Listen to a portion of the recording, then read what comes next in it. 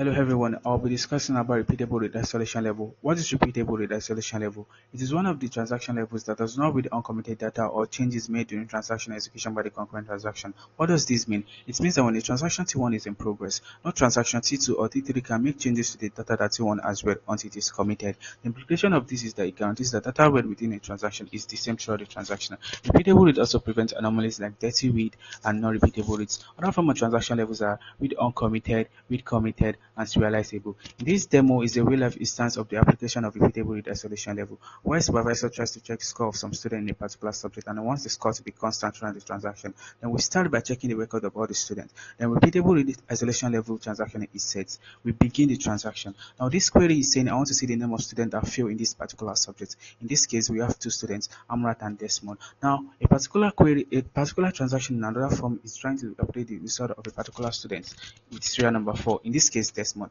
which means we are trying to say Desmond no longer failed in this course, but he passed. But going to the query in the transaction 1, we still get that Desmond failed in this particular subject. Now this is the picture of repeatable read isolation level. It keeps the score constant irrespective of the updates. Now committing it and rerunning it, we get that Desmond no longer failed, but only Amrat. Thank you. Feel free and comments.